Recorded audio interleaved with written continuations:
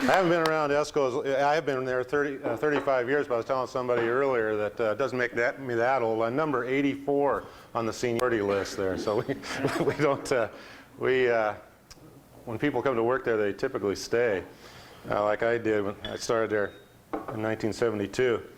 Say I was ran into a young guy at our church the other day, and he was mentioning that he'd heard that I was going to be speaking to this group, and he said, "Gosh, what an opportunity!" And I thought about those words afterwards, and I think what he meant was what an opportunity for me. I don't typically speak at events like this. I'm usually speaking to a group of employees or some type of a downtown policy session or some darn thing, and trying to motivate people and etc. So I usually don't get a chance to talk to folks from a different background than I have. I came from a manufacturing and engineered products type of a background, and as I understand it, a lot of you folks are out here from the Intel area, from Nike, places out here in the Beaverton area.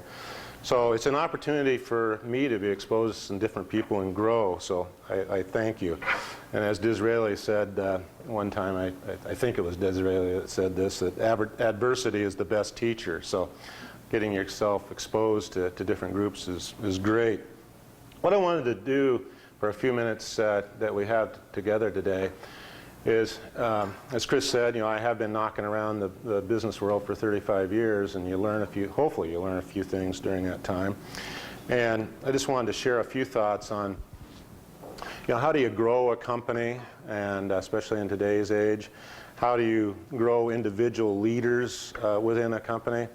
I am getting up towards the autumn of my professional career, and I have to have leaders coming along in order to retire someday. Now, how do you grow those leaders? And then most importantly, how do you grow yourself? Particularly in the age that we have today of globalization and standardization, things that put a lot of pressure on you. They can destroy your individualism, and they can even destroy your soul if you're not careful. And how do you grow yourself and your soul during these times? Give you a little background, because most people think of give you a little background on the company that I work for. I think when most people, if they've heard of ESCO, they think of a little foundry down in northwest Portland on the side of the old ballpark that used to be down there, and they think that's all ESCO is. Well, actually, ESCO started back in 1913 with 13 employees, and now we have 26 plants on all 6 continents, and about close to 4,000 employees, and in a number of different businesses. But those businesses all produce parts that wear out. They're highly engineered components made out of low alloy steel and super alloy steels that go into mining equipment, construction equipment, and jet engines and industrial gas turbines, that type of thing. Parts that wear out, which is what very important to us, to take the cyclicality out of the business.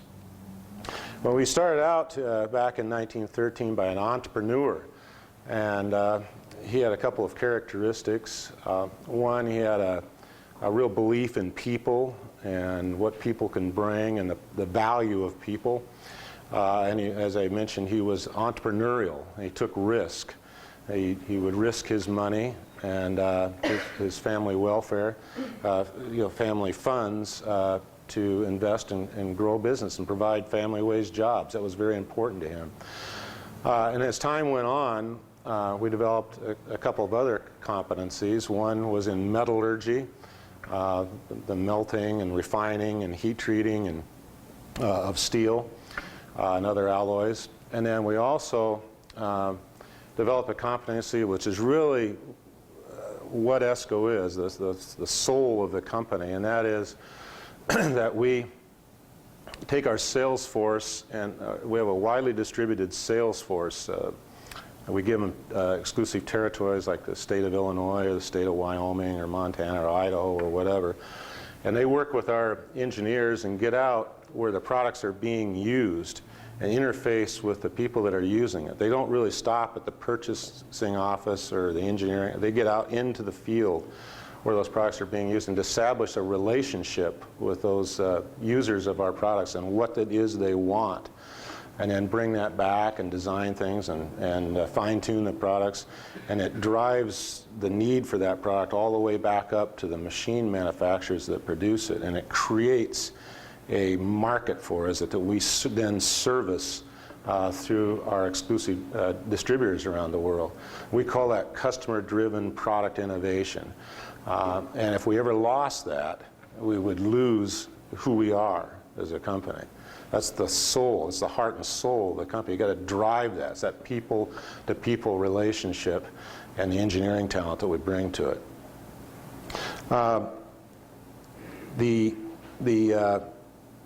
There's parts to our culture, again, besides that customer-driven product innovation, but it's that original belief in people and treating them fairly. The informality of our organization. That's always on a first-name basis. Walk in and talk to anybody you want, anytime. I've always been that way.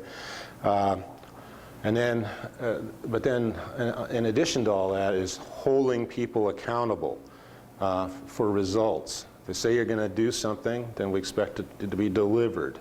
So holding people accountable is very important, in addition to the fairness and informality. And then, one of the things that originally drew me to the company in the first place back in 1972 was the opportunity to maintain a balance in my life. Besides working, I was always encouraged to spend time with my family, to spend times with others, to spend time doing things that I like to do besides work. And if it was seen that I was getting off balance and spending too much time at work, someone would always sit down and talk to me about that, get me back on balance. Because it was felt that I'd be better for the company and better for myself if I maintained that balance. And that's, as you'll see in my comments here in a few minutes, that's something that we continue to really drive. Those of you at Intel or at Nike or basically any company that's particularly ones that are manufacturing and distributing a product on a global basis. The last 15 years or so have brought tremendous change in globalization. The world is getting smaller, obviously. Products move freely across borders now. Much more competition. You can't afford to have any waste. You have to streamline your processes. You have to standardize things. And it's tough to maintain individualism. It's tough to maintain your creativity in that kind of an environment. And ESCO is going through those exact same changes that everybody else is. And believe me, if you don't respond to them, and you don't keep alert and keep lean and maintain your drive for global growth, you're not going to survive in the long run. Give you a little background on myself. I'm probably the oldest of the boomers. I was born in 1946, and that was really the beginning of the baby boomers. I grew up in the Northwest in a small town, so I kind of have small town values. My parents, my dad came home from the war and married my mother, and as my father tells us very affectionately, the baby came along 10 months later. So you mean me, Dad? Yeah. And so they didn't have much, and I had to work hard. And Dad educated himself. Of course, he had a high school education, but he got a college education and worked a couple jobs. And that was the work ethic was very much instilled in me through my father and my mother.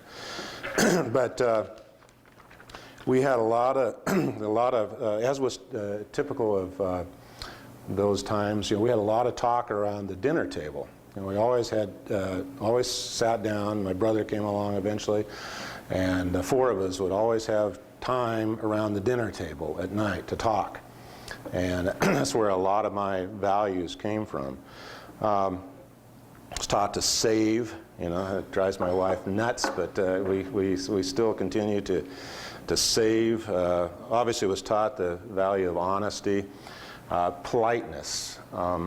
Those were just different kinds of values that were instilled by my parents. There was a lot of discipline. My parents were very strict, but this might sound like a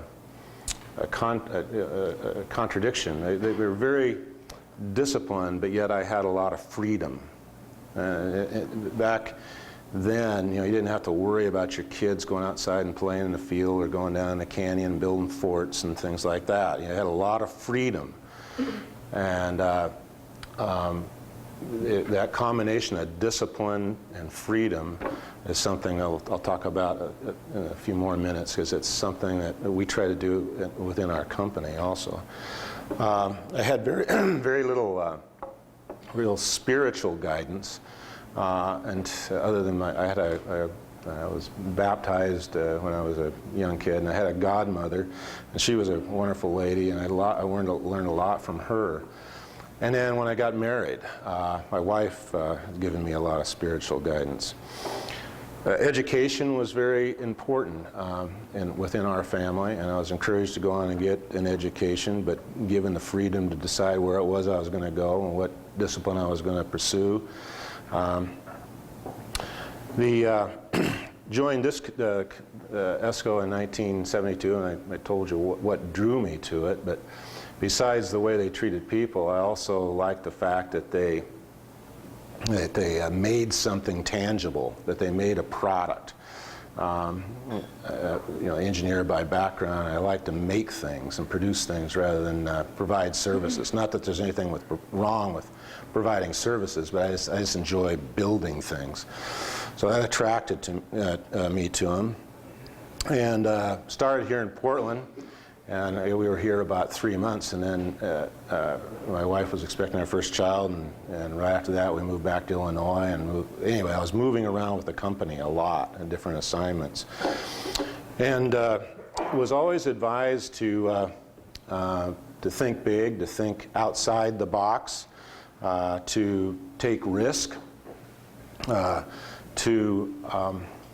one of the most important pieces of advice that I remember ever hearing was to trust my instincts, to trust my judgment, to leave my mark on the company, and then lastly to keep a balance. Everyone, we've been in the company's been in business for over 90 years now, and I'm only the 6th CEO, so every one of them has been allowed to have a pretty good long run, and every one of them has left their own distinct mark on the company. And it's quite obvious, the mark that I'm going to be leaving on it, and that is to when I joined the company, one of the things that I really, besides making a product and maintaining a balance, one of the things I liked about it was a lot of independence. So if I was back running a plant in Illinois, I kind of ran my own show. If I was down running a plant in Mississippi, I did my own thing down there. I wanted to increase somebody's pension plan, I just did. And if I wanted to go out and make a contribution to the city of Newton, Mississippi, I just did that. I made all those decisions myself. I ran my own little operation. So we did not have a lot of discipline or structure. And I'm having to move the company, unfortunately, to a more formal, process-oriented, disciplined organization. And then how do you do that and still maintain the creativity that people have and the innovation that they have? How do you put those two things together?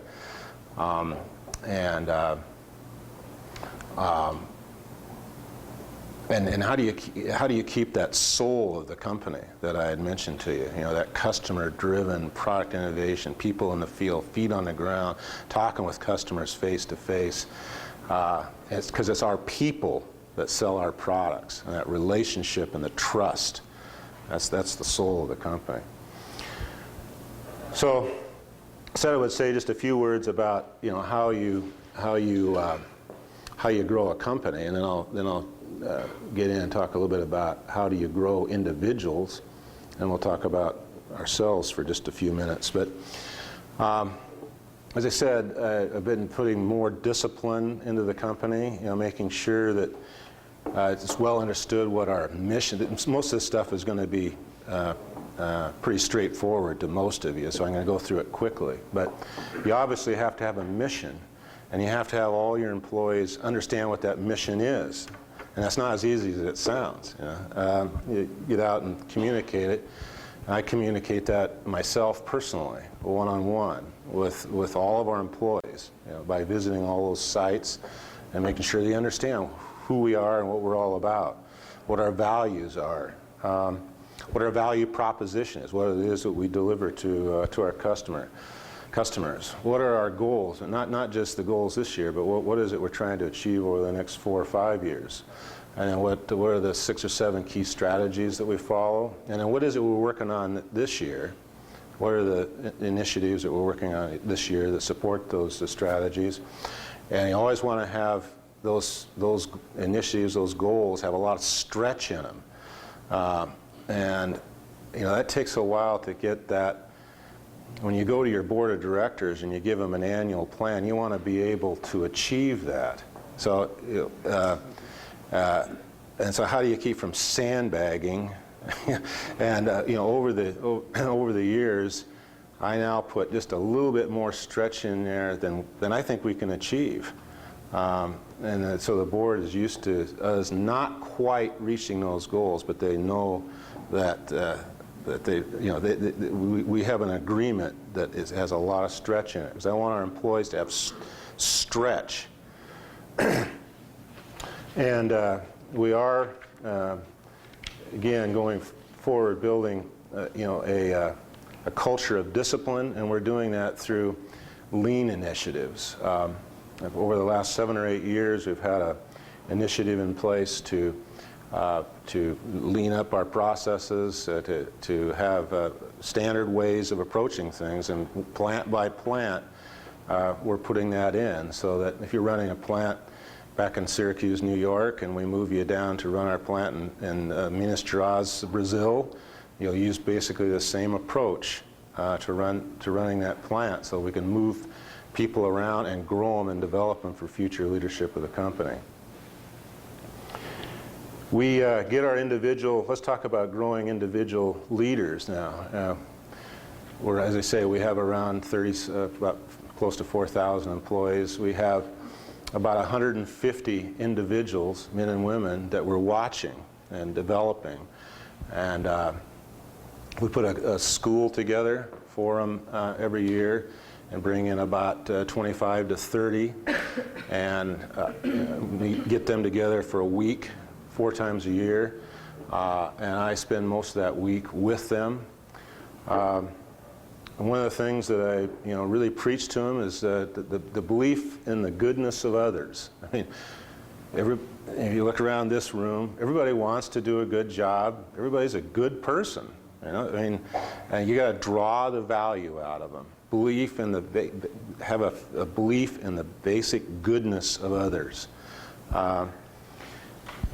and treat people that way. We have a list of desired competencies that we want our folks to have, and we do a 360 review of those folks and assess them against those competencies, and then you know, put development plans together for them. But most importantly, we give them stretch assignments. Maybe they were in charge of engineering in one of our facilities, and we'll send them down to be in charge of sales in Brazil. and expect them to learn another language, to establish relationships with people, sell our products, grow, move their family down there. The family doesn't want to move, obviously, but just keep stretching them and growing them. Give them a lot of exposure to mentors and to coaches and senior executives all the way up to the board of directors. Make them stand on their feet. Make them, put them up in front of the board of directors. Have the board ask them questions. How do you respond to it? How do you stand on your own 2 feet? Grow through that. And if you're not willing to do that, then maybe you're best where you are. But just keep putting people into stretch assignments and growing them. And then lastly, one of the things I personally tell people is don't define your life strictly by your job or by your business, or even or by your family, or by sports. Don't define it by that, because those things are fleeting, unfortunately. Your business career is going to come to an end someday.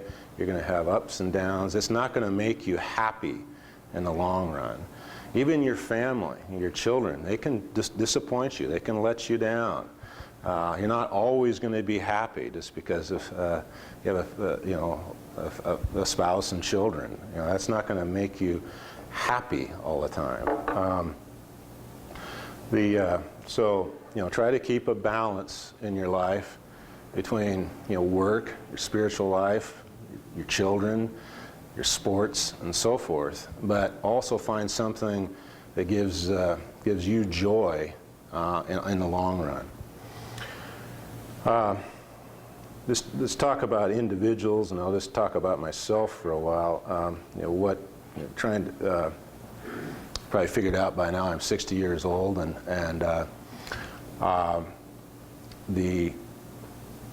I've always tried to look long term. Again, kind of drives my wife and daughters nuts, but I've always had kind of a long term plan. Try not to focus just on the short term. I guess to use an overused phrase, life is a marathon and it's not a sprint. I'm getting into the later parts of that marathon now, and I realize that it's not about winning the sprint or winning the marathon. It's about how you ran the race and how you developed your character during that run. And also recognize that happiness comes from many things, but they can crumble. I've had a fairly successful career, but that's not and the material things that have come from that is not what makes me happy. It's believe me, you all know you get a paycheck, or maybe you get a good bonus one year and you're happy for maybe a few hours. Maybe you go out and buy a boat with it or something. That's going to make you happy. The engine fails, or you knock the prop off or whatever, and now you're unhappy again. Those things do not provide happiness in the long run.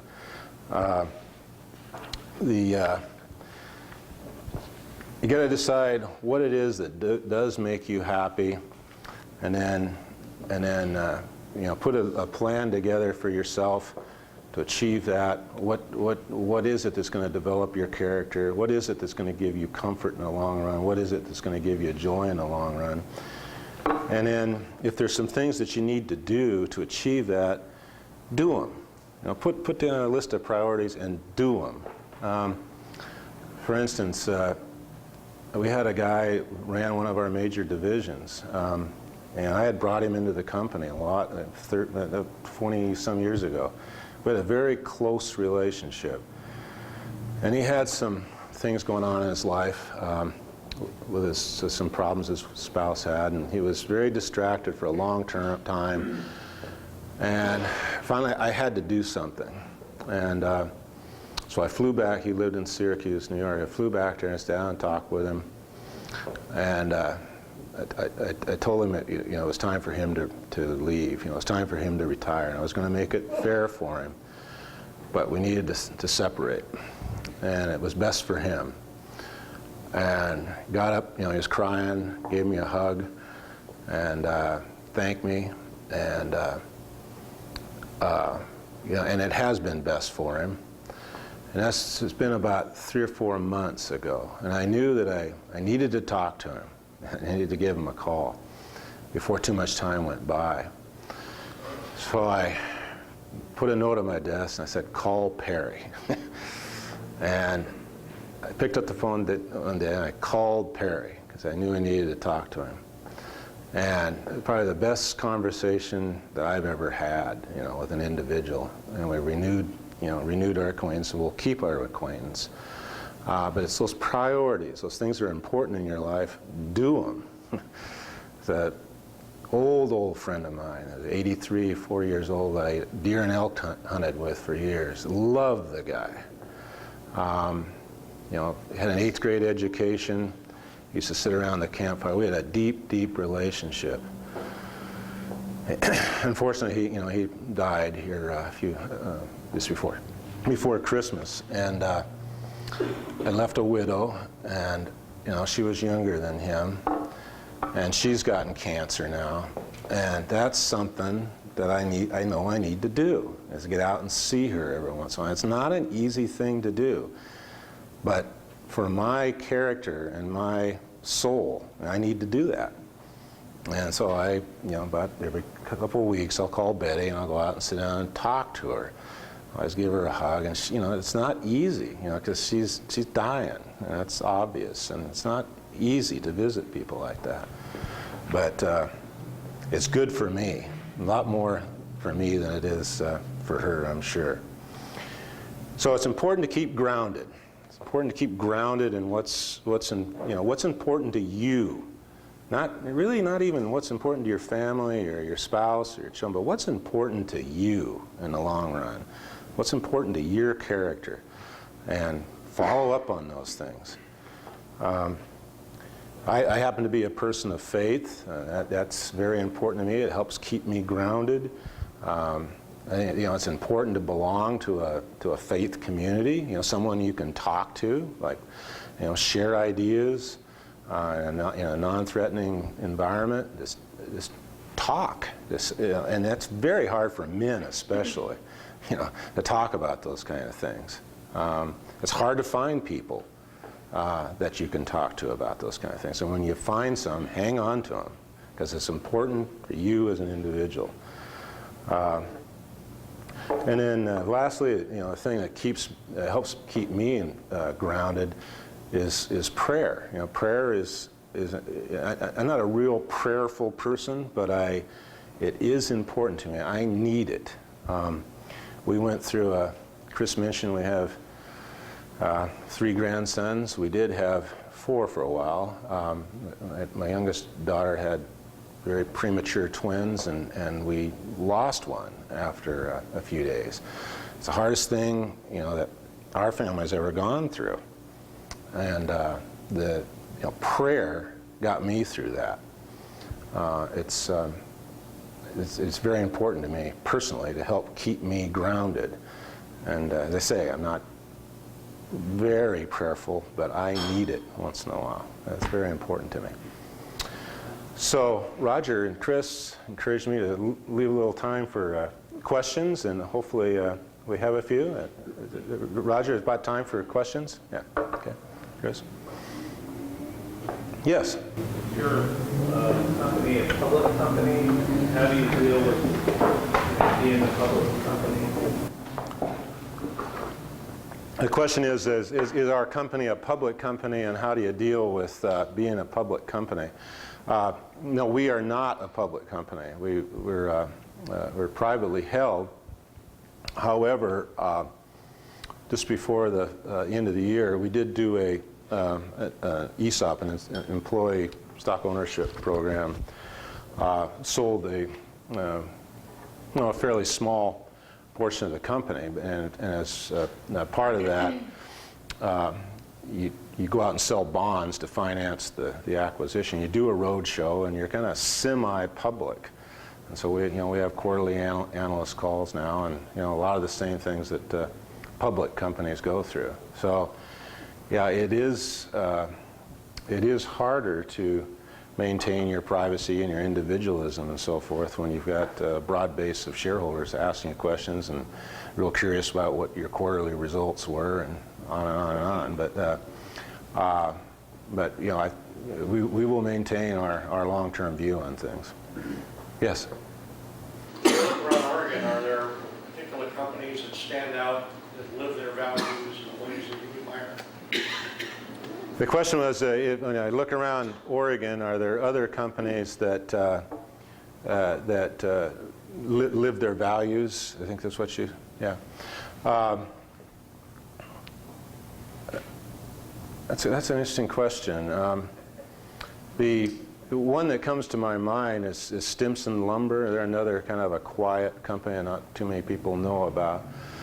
But they have operations in Oregon, Washington, Idaho, Montana. They have about 16 mills and 500,000 acres of timber.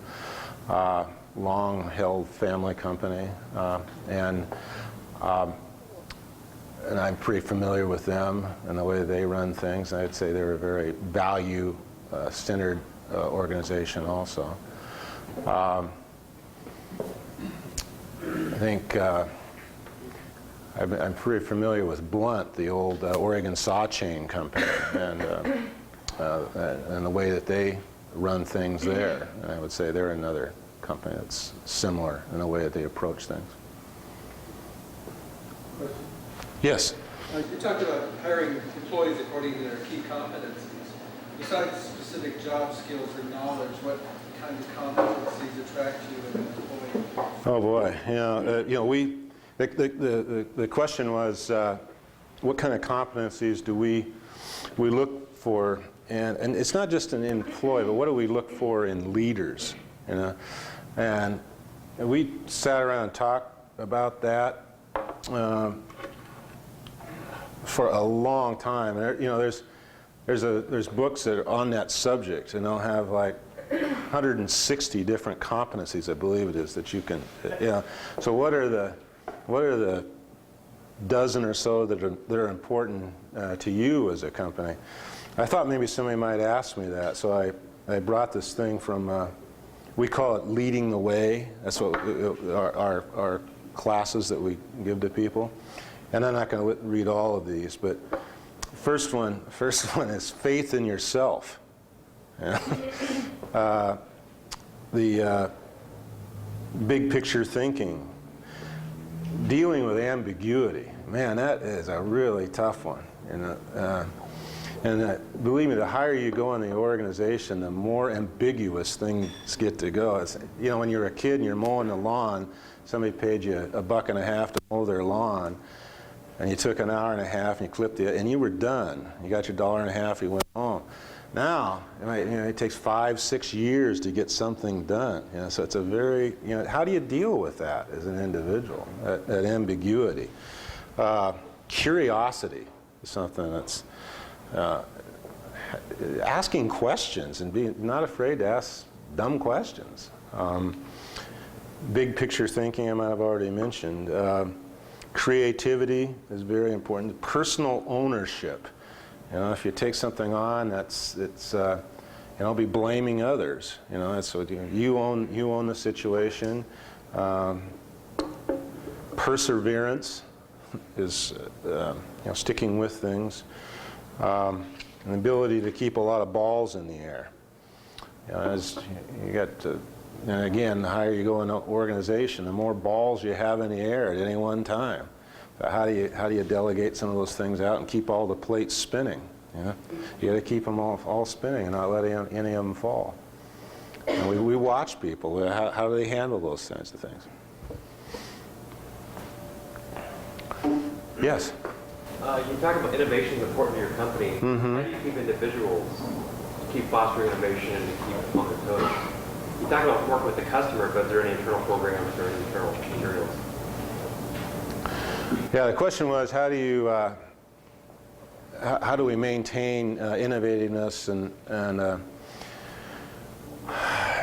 well, you know, that's a, I don't know that I can put any one answer to that, but it's just kind of, it's part of our culture, and I was talking to a young woman here earlier. Where is she still here? Sylvia, I think her name. Yeah, Sylvia. You worked there as an intern when you came out of Cal Poly, I understand, and as a, I assume it was an engineering internship.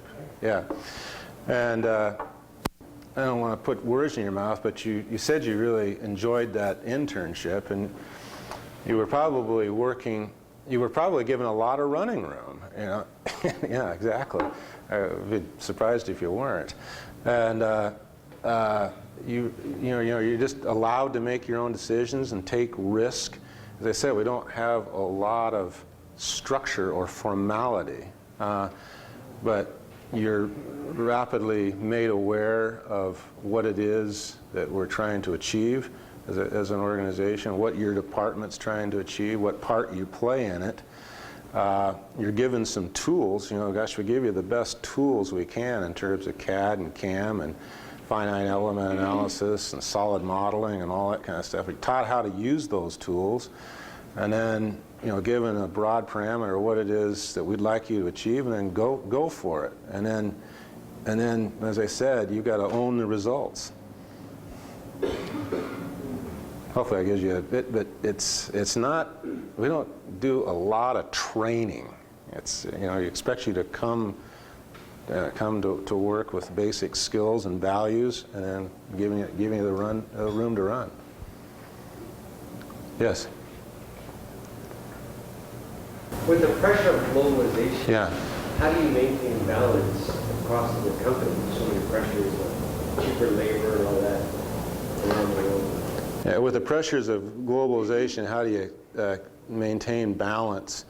I want to make sure I understand what you mean by that. You mean how do we maintain operations in North America, for instance, when there's global price pressure and so forth? Is that what you're? Or when there's such competition from other companies that maybe don't have a value balance within the corporation, how do you keep a competitive edge against those other companies? Right. Well, that's why it is so very important, to keep that creativity and innovativeness and the intellectual property into whatever it is, either the product you're making or the way that you service the market. You got to be creative, and maintain that trust and relationship with the end customer, or else you're just going to become commoditized, and people are just going to buy strictly on price, and then you're just dead.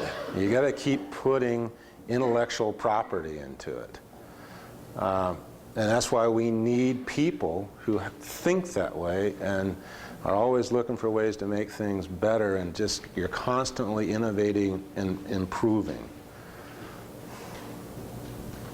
Yes? You said you don't do a lot of training, but briefly, how do you propagate and infuse your corporate culture into all of your workforce? Yeah, how do you propagate and infuse your culture into your workforce? Well, as I said earlier, we have there's 26 sites and 3,600 employees. Of the employees here in Portland, we have 800 or 900. I personally know most of them, because I get out and walk and I talk to those, and I visit all of our sites, once or twice a year, and get out and you walk the talk, and that's just, and so I do that. So then people, the plant managers and so forth, see me do that, so they know that's the way we should be doing that, and they meet with their employees in large group meetings, at least once a month. They're out on the shop floor every day, walking the talk, and spreading that culture down through the organization. You can't do it sitting behind a desk, believe me, and I hate sitting behind a desk.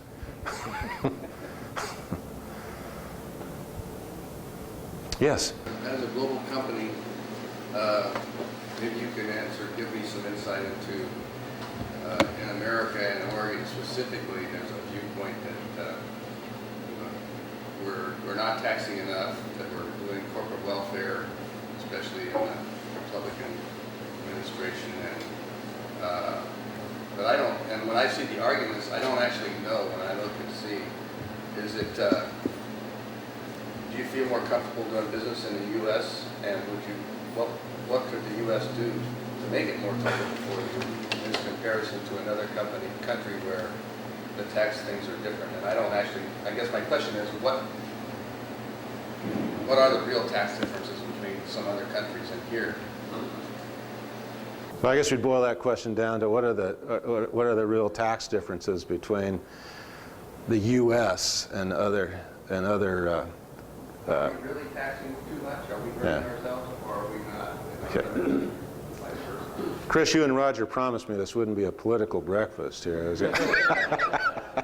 But, you know, I think that's an age-old question, you know. I mean, that goes, just to try to answer that question somewhat quickly. If you really, you know, Western Europe, you're just not going to invest in Western Europe anymore because they're legislating everything and taking the ability to be creative out of the system.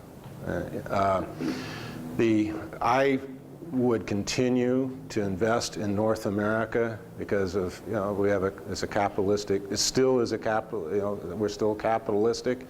We still believe in rewarding people for going out and investing and taking a risk and creating jobs for people. And I personally believe that that's where most of the taxation should be.